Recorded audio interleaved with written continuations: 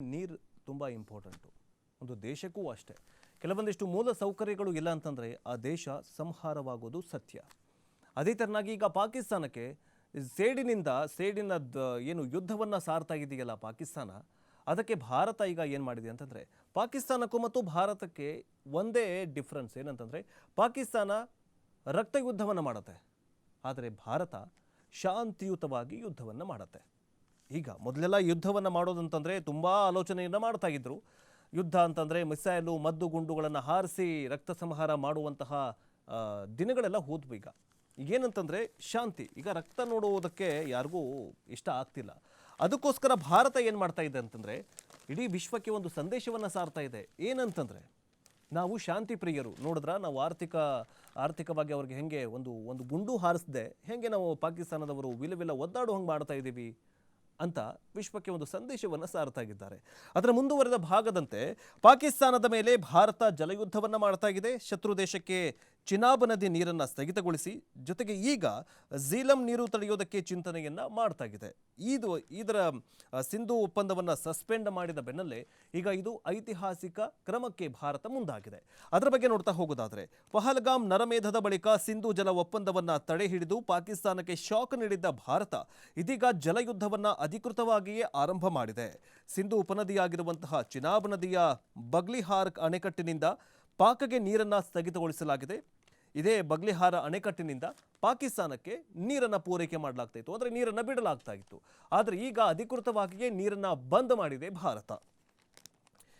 ಇನ್ನು ಮತ್ತೊಂದು ಇದೇ ವೇಳೆ ಇನ್ನೊಂದು ಉಪನದಿಯಾಗಿರುವಂತಹ ಝೀಲಂಗೆ ಅಡ್ಡಲಾಗಿ ನಿರ್ಮಿಸಲಾಗಿರುವಂತಹ ಕಿಶನ್ ಗಂಗಾ ಅಣೆಕಟ್ಟಿನಿಂದ ನೀರು ಹರಿವನ್ನು ನಿಲ್ಲಿಸುವುದಕ್ಕೆ ಚಿಂತನೆಯನ್ನು ಮಾಡಲಾಗಿದೆ. ಇದೀಗಾಗಲೇ ಏನಂತಂದರೆ, ಸಿಂಧು ನದಿ ಒಪ್ಪಂದದ ಬೆನ್ನಲ್ಲೇ ಈಗ ಒಂದೇನಂತಂದರೆ, ಚಿನಾಬ್ ನದಿಯಿಂದ ಒಂದು ಹನಿ ನೀರನ್ನು ಕೂಡ ಬಿಡೋದಿಲ್ಲ ಅನ್ನುವಂತಹ ಶಪಥವನ್ನು ಮಾಡಿದೆ. ಇದೆಲ್ಲದರ ನಡುವೆ ಕಿಶನ್ ಗಂಗಾ ಅಂದರೆ ಈ ಝೀಲಂ ನದಿಗೆ ಅಡ್ಡಲಾಗಿ ಕಟ್ಟಲಾಗಿರುವಂತಹ ಈ ಕಿಶನ್ ಗಂಗಾ ನದಿ ಅಣೆಕಟ್ಟಿನಿಂದ ಒಂದು ಹನಿನೂ ಕೂಡ ನೀರು ಬಿಡೋದಿಲ್ಲ ಅನ್ನುವಂತಹ ನಿರ್ಧಾರವನ್ನು ಭಾರತ ತೆಗೆದುಕೊಂಡಿದೆ. ಇದೆಲ್ಲದರ ನಡುವೆ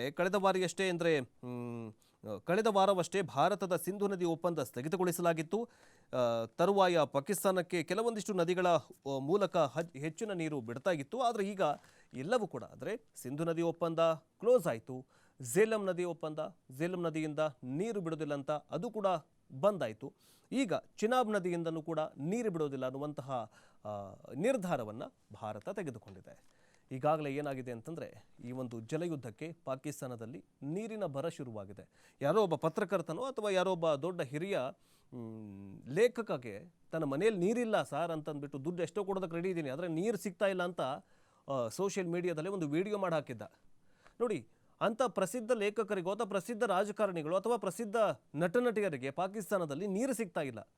ಇನ್ನು ಜನಸಾಮಾನ್ಯರಿಗೆ ಸಿಗತ್ತಾ? ಇದೇ ನವಾಜ್ ಶರೀಫ್ ಕೊಡ್ತಾನ ನೀರನ್ನು? ತನಗೇ ಕುಡಿಯೋಕೆ ನೀರಿಲ್ಲ.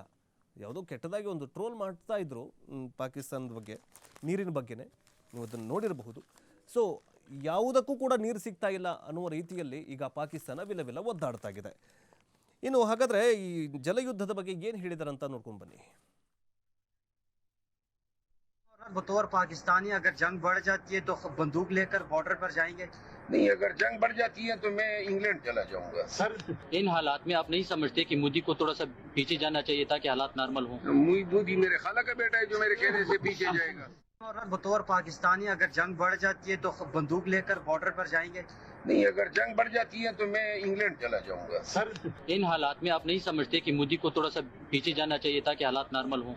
मोदी मेरे खाला का बेटा है जो मेरे कहने से पीछे जाएगा। बतौर पाकिस्तानी अगर जंग बढ़ जाती है तो बंदूक लेकर ಇವನು ಸಿಂಧು ನದಿ, ಅಂದರೆ ಈ ಸಿಂಧು ನದಿ ಬಗ್ಗೆ ಹೇಳ್ತಾ ಇಲ್ಲ, ಅವನು ಒಬ್ಬ ಸಂಸದ. ಯುದ್ಧ ಏನಾದರೂ ಭಾರತ ಮತ್ತು ಪಾಕಿಸ್ತಾನದ ನಡುವೆ ಯುದ್ಧ ಏನಾದರೂ ಆದರೆ ನೀವೇನು ಮಾಡ್ತೀರಾ ಸರ್ ಅಂತ ಯಾರೋ ಪತ್ರಕರ್ತರು ಕೇಳ್ತಾರೆ. ಅಲ್ಲಿನ ಪಾಕಿಸ್ತಾನಿ ಪತ್ರಕರ್ತರು ಈ ಪಾಕ್ನ ಸಂಸದನ್ನು ಕೇಳ್ತಾರೆ. ಏನು ಹೇಳ್ತಾನೆ ಅವನು? ಭಾರತ ಮತ್ತು ಪಾಕಿಸ್ತಾನದ ನಡುವೆ ಯುದ್ಧ ಆದರೆ ನಾನು ಇಂಗ್ಲೆಂಡ್ಗೆ ಹೋಗ್ಬಿಡ್ತೀನಿ, ಮೊದಲು ನಾನು ಇಲ್ಲಿಂದ ಜಾಗ ಖಾಲಿ ಮಾಡಿಬಿಡ್ತೀನಿ, ಪಾಕಿಸ್ತಾನದಲ್ಲಿ ಒಂದು ಕ್ಷಣನೂ ಇರೋದಿಲ್ಲ ಅಂತ ಇದೇ ಸಂಸದ ಹೇಳ್ತಾನೆ. ಅದರ ಬಗ್ಗೆ ನೋಡ್ತಾ ಹೋಗೋದಾದರೆ, ಯುದ್ಧ ಆದರೆ ಬ್ರಿಟನ್ಗೆ ಹೋಗ್ತೀನಿ, ಪಾಕ್ ಸಂಸದ ಒಬ್ಬ ಹೇಳಿಕೆಯನ್ನು ಕೊಟ್ಟಿದ್ದಾನೆ.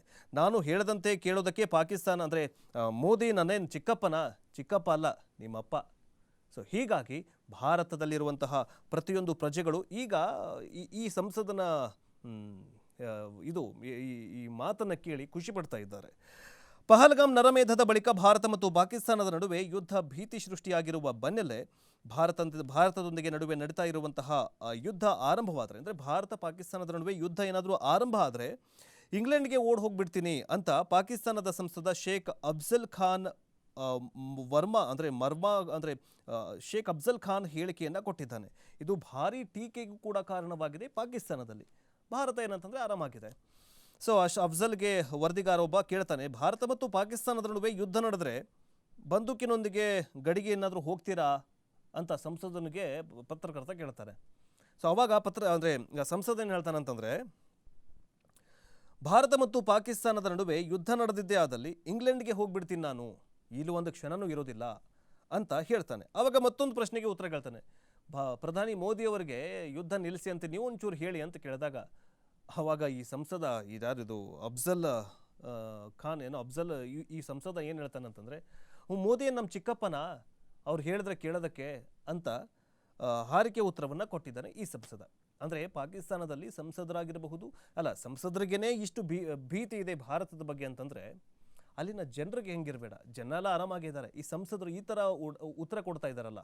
ಸೊ ಈಗ ಏನಾಗಿದೆ ಅಂತಂದರೆ ಇದು ಕೂಡ ಟೀಕೆಗೆ ಗುರಿಯಾಗಿದೆ. ಅದನ್ನು ಇನ್ನೊಂದು ಸರ್ತಿ ನೋಡ್ಕೊಂಡು ಬನ್ನಿ ಏನು ಹೇಳಿದಾರಂತ. और बतौर पाकिस्तानी अगर जंग बढ़ जाती है तो बंदूक लेकर बॉर्डर पर जाएंगे? नहीं, अगर जंग बढ़ जाती है तो मैं इंग्लैंड चला जाऊंगा। सर इन हालात में आप नहीं समझते कि मोदी को थोड़ा सा पीछे जाना चाहिए ताकि हालात नॉर्मल हों? मोदी मेरे खाला का बेटा है जो मेरे कहने से पीछे जाएगा। और बतौर पाकिस्तानी अगर जंग बढ़ जाती है तो बंदूक लेकर बॉर्डर पर जाएंगे? नहीं, अगर जंग बढ़ जाती है तो मैं इंग्लैंड चला जाऊंगा। सर इन हालात में आप नहीं समझते कि मोदी को थोड़ा सा पीछे जाना चाहिए ताकि हालात नॉर्मल हों? मोदी मेरे ಎಸ್, ಇದೆ ಭಾರತಕ್ಕೂ ಮತ್ತು ಪಾಕಿಸ್ತಾನಕ್ಕೆ ಇರುವಂತಹ ವ್ಯತ್ಯಾಸ. ಭಾರತದ ಸಂಸದನ ಬಿಡಿ, ಸಾದಾ ಒಬ್ಬ ಸರ್ವೇ ಸಾಮಾನ್ಯ ವ್ಯಕ್ತಿಯನ್ನು ಕೇಳಿದ್ರೆ ಭಾರತ ಮತ್ತು ಪಾಕಿಸ್ತಾನ ಯುದ್ಧ ನಡೀತಾ ಇದೆ, ಸೊ ನೀವೇನು ಮಾಡ್ತೀರಾ, ನನಗೂ ಒಂದು ಚಾನ್ಸ್ ಕೊಡಿ, ನಾನು ಕೂಡ ಭಾರತ ಪಾಕಿಸ್ತಾನದ ಗಡಿಯಲ್ಲಿ ನಿಂತ್ಕೊಂಡು ದೇಶಕ್ಕೋಸ್ಕರ ಹೋರಾಟ ಮಾಡ್ತೀನಿ ಅಂತ ಚಿಕ್ಕ ಮಗುವಿನಿಂದ ಹಿಡ್ಕೊಂಡು ಎಲ್ಲರವರೆಗೂ ಬರುತ್ತೆ. ಸಂಸದರು ಅಷ್ಟೇ, ಸಂಸದರು ಅವರೆಲ್ಲ ಬಿಡಿ, ಅವರೆಲ್ಲ ಏನಂತಂದರೆ ಅದು ನಾಟಕೀಯವಾಗೋ ಅಥವಾ ಏನೋ ಮತ್ತೊಂದು ಮಗದೊಂದಕ್ಕೋ ಅದರ ಹಿಂದೆ ಒಂದು ಉದ್ದೇಶ ಇರುತ್ತೆ. ಆದರೆ ಒಬ್ಬ ಸರ್ವೇ ಸಾಮಾನ್ಯ ಒಂದು ಪುಟ್ಟ ಬಾಲಕನ ಕೇಳಿದ್ರೆ ಭಾರತ ಮತ್ತು ಪಾಕಿಸ್ತಾನ ಯುದ್ಧ ನಡೀತಾ ಇದೆ, ಏನು ಮಾಡ್ತೀಯ ಅಂತಂದರೆ ನನ್ನ ಕೈಯಲ್ಲೂ ಕೂಡ ಗನ್ ಕೊಡಿ, ನಾನು ವಿರೋಧಿಗಳನ್ನು ಹೊಡೆದುರುಳಿಸ್ತೀನಿ, ನಾನು ದೇಶವನ್ನು ಕಾಪಾಡ್ತೀನಿ ಅನ್ನುವಂತಹ ಮಾತುಗಳು ಬರುತ್ತೆ. ಆದರೆ ಪಾಕಿಸ್ತಾನದವರು ಏನು ಮಾಡ್ತಾರೆ ಅಂತಂದರೆ, ಭಾರತ ಮತ್ತು ಪಾಕಿಸ್ತಾನ ನಡುವೆ ಯುದ್ಧ ಆದರೆ ಮೊದಲು ನಾನು ಜಾಗ ಖಾಲಿ ಮಾಡಿಬಿಡ್ತೀನಿ. ಇದೇ ನೋಡಿ, ನಾಳೆ ಇದೇ ಭಾರತ ಮತ್ತು ಪಾಕಿಸ್ತಾನ ಯುದ್ಧ ಆದರೆ ನವಾಜ್ ಶರೀಫ್ ಇರೋದಿಲ್ಲ. ಅದ್ಯಾರೋ ಸಂಸದೆಯೊಬ್ಬರು ಹೇಳಿದ್ರು ಏನಂತಂದರೆ, ನಾನು ರಾಮ ಮಂದಿರವನ್ನು ಕೆಡವಿ ಅಲ್ಲಿ ಬಾಬ್ರಿ ಮಸೀದಿಗೆ ಇಟ್ಟಿಗೆ ಇಡ್ತೀನಿ ಅಂತ ಹೇಳಿಕೆಯನ್ನು ಕೊಟ್ಟಿದ್ಲಲ್ಲ ಯಮ್ಮ, ಅವಳು ಇರೋದಿಲ್ಲ. ಈ ಸಂಸದನ ಬಿಡಿ, ಈ ರಕ್ಷಣಾ ಈಗಾಗಲೇ ಆಸಿಮ್ ಮುನೀರ್ನು ಓಡೋಗ್ಬಿಟ್ಟಿದ್ದಾನೆ, ಸೇನಾಧ್ಯಕ್ಷನು ಓಡೋಗ್ಬಿಟ್ಟಿದ್ದಾನೆ. ಈಗ ಭಾರತ ಮತ್ತು ಪಾಕಿಸ್ತಾನದ ನಡುವೆ ಯುದ್ಧ ಆದರೆ ಇದೇ ನವಾಜ್ ಶರೀಫು ಓಡೋಗ್ಬಿಡ್ತಾನೆ. ಇಮ್ರಾನ್ ಖಾನ್ ಅಂತೂ ಬಿಡಿ, ಅವನು ಪಾಪ ಈ ಜೈಲಲ್ಲೇ ಅವನಿಗೆ ಎಲ್ಲ ತೋರಿಸ್ತಾ ಇದ್ದಾರೆ. ಅದು ಒಂದು ಸುದ್ದಿ, ಇಮ್ರಾನ್ ಖಾನ್ಗೇನೋ ಅತ್ಯಾಚಾರ ಮಾಡಿದಾರಂತೆ ಸೇನಾಧಿಕಾರಿಗಳಂತೆ. ಅದು ಈ ಪಾಕಿಸ್ತಾನದ ಕೆಟ್ಟ ದುರ್ಬುದ್ಧಿ. ಇನ್ನು ಮುಂದಿನ ಸುದ್ದಿ ಏನಂತ ನೋಡ್ತಾ ಹೋಗೋದಾದರೆ, ಪಾಕಿಸ್ತಾನದ ಬಳಿ ಬರೀ 4 ದಿನಕ್ಕಾಗುವಷ್ಟು ಮಾತ್ರ ಮದ್ದುಗುಂಡುಗಳು ಇದಾವಂತೆ. ಸಪೋಸ್ ಏನಾದರೂ ಭಾರತ ಮತ್ತು ಪಾಕಿಸ್ತಾನದ ನಡುವೆ ಯುದ್ಧ ನಡೆದಿದ್ದೇ ಆದಲ್ಲಿ ಬರೀ 4 ದಿನಗಳಿಗಾಗುವಷ್ಟು ಮಾತ್ರ ಯುದ್ಧೋಪಕರಣಗಳು ಅಥವಾ ಮದ್ದುಗುಂಡುಗಳು ಇದಾವಂತ ಒಂದು ರಿಪೋರ್ಟ್ ಹೇಳ್ತಾ ಇದೆ. ಅದರ ಬಗ್ಗೆ ನೋಡ್ತಾ ಹೋಗೋದಾದರೆ, ಉಕ್ರೇನ್ಗೆ ಶಸ್ತ್ರ ಪೂರೈಕೆ ಅಂದರೆ ಈಗಾಗಲೇ ಬೇರೆ ಬೇರೆ ದೇಶದವರಿಗೆ ಪಾಕಿಸ್ತಾನ ನಾವು ನಮ್ಮ ಮೇಲೆ ಯುದ್ಧಕ್ಕೆ ಬರ್ತಾ ಇದ್ದಾರೆ, ದಯವಿಟ್ಟು ನಮಗೆ ಸಹಾಯ ಮಾಡಿ ಅಂತ ಇಸ್ಲಾಂ ರಾಷ್ಟ್ರಗಳಿಗೆ ಮೊರೆ ಹೋಗಿದೆ ಇದೇ ಪಾಕಿಸ್ತಾನ. ಆದರೆ ನಾವು ನಮ್ಮ ಹತ್ರ ನೀನು ಬರೋಕ್ಕೆ ಹೋಗಬೇಡಪ್ಪ, ನಿನಗೇನಾದರೂ ಸಪೋರ್ಟ್ ಮಾಡಿದ್ರೆ ನಮಗೆ ವಿಶ್ವದಾದ್ಯಂತ ನಮಗೆ ಕೆಟ್ಟ ಹೆಸರು ಬರುತ್ತೆ ಅಂತಂದ್ಬಿಟ್ಟು ಎಲ್ಲ ದೇಶಗಳು ಪಾಕಿಸ್ತಾನವನ್ನು ದೂರ ಸರಿಸ್ತಾ ಇದ್ದಾವೆ, ಡಿಸ್ಟೆನ್ಸ್ ಮೇಂಟೈನ್ ಮಾಡ್ತಾ ಇದ್ದಾವೆ. ಅದಕ್ಕೆ ತಕ್ಕಂತೆ ಈಗೇನಾದರೂ ಭಾರತ ಮತ್ತು ಪಾಕಿಸ್ತಾನದ ನಡುವೆ ಯುದ್ಧ ಆಗಿದ್ದೇ ಆದಲ್ಲಿ ಆಗತ್ತೆ. ಆದರೆ ಬರೀ 4 ದಿನಗಳಷ್ಟುವರೆಗೆ ಇರುವಂತಹ ಮದ್ದುಗುಂಡುಗಳನ್ನು ಮಾತ್ರ ಸಂಗ್ರಹಿಸಿಟ್ಕೊಂಡಿದೆ ಇದೇ ಪಾಕಿಸ್ತಾನ. ಅದಕ್ಕೆ ಕಾರಣ ಏನಂತ ನೆಕ್ಸ್ಟ್ ಹೇಳ್ತೀನಿ. ಈಗ ಒಂದು ವೇಳೆ ಭಾರತದ ಜೊತೆಗೆ ಅಂದರೆ ಪಾಕಿಸ್ತಾನದ ನಡುವೆ ಯುದ್ಧ ನಡೆದರೆ 4 ದಿನಗಳಾಗುವಷ್ಟುವರೆಗೂ ಮಾತ್ರ ಮದ್ದುಗುಂಡುಗಳ ದಾಸ್ತಾನಷ್ಟೇ ಪಾಕಿಸ್ತಾನದ ಬಳಿ ಇದೆ. ಉಕ್ರೇನ್ ರಷ್ಯಾ ಯುದ್ಧದ ಸಂದರ್ಭದಲ್ಲಿ ಪಾಕಿಸ್ತಾನ ರಹಸ್ಯವಾಗಿ ಉಕ್ರೇನ್ಗೆ ಇದು ಮದ್ದುಗುಂಡುಗಳನ್ನು ಸರಬರಾಜು ಮಾಡಿದ್ದು, ಇದರ ಪರಿಣಾಮವಾಗಿಯೇ ಇದೀಗ ಅದರ ಹತ್ತಿರ ಇರೋದು ಮದ್ದುಗುಂಡುಗಳ ಸಂಖ್ಯೆ ಕಡಿಮೆಯಾಗಿದೆ ಅಂತ ಒಂದು ಮೂಲ ಹೇಳ್ತಾ ಇದೆ. ತನ್ನ ತೊಟ್ಟೆಯಲ್ಲಿ ಬಿದ್ದಿದೆ ಗಲೀಜು, ತಾನೇ ಒಂದು ಮೂರ್ಖ ಭಯೋತ್ಪಾದಕ ಪಾಕಿಸ್ತಾನ, ಅದು ಬೇರೆ ರಾಷ್ಟ್ರಕ್ಕೆ ಹೆಲ್ಪ್ ಮಾಡೋಕ್ಕೆ ಹೋಗುತ್ತಂತೆ, ಉಕ್ರೇನ್ಗೆ ಹೆಲ್ಪ್ ಮಾಡೋಕ್ಕೆ ಹೋಗಿದೆ ಅಂತೆ. ಸೊ ಹೀಗಾಗಿ ತನ್ನಲ್ಲಿರುವಂತಹ ಮದ್ದುಗುಂಡುಗಳನ್ನು ಉಕ್ರೇನ್ಗೆ ಸಪ್ಲೈ ಮಾಡಿದೆ. ಸೊ ಹೀಗಾಗಿ ತನ್ನ ಹತ್ರ ಈಗ ಮದ್ದುಗುಂಡುಗಳಿಲ್ಲ. ಭಾರತ ಈಗ ಯುದ್ಧ ಮಾಡೋಕ್ಕೆ ಹೋಗ್ತಾ ಇದೆ. ಉಕ್ರೇನ್ಗೆ ಈಗ ಏನಾಗಿದೆ ಅಂತಂದರೆ, ಉಕ್ರೇನೆಲ್ಲ ಸಿಡಿಮದ್ದುಗಳನ್ನು ರಷ್ಯಾ ವಿರುದ್ಧ ಹಾರಿಸಿ ಎಲ್ಲ ಖಾಲಿ ಮಾಡಿಬಿಟ್ಟಿದೆ. ಈಗ ಪಾಕಿಸ್ತಾನ ಮತ್ತೆ ಭಿಕಾರಿಯಾಗಿ ಹೋಗ್ಬಿಟ್ಟಿದೆ. ಸೊ ಇದ್ರ ಬಗ್ಗೆ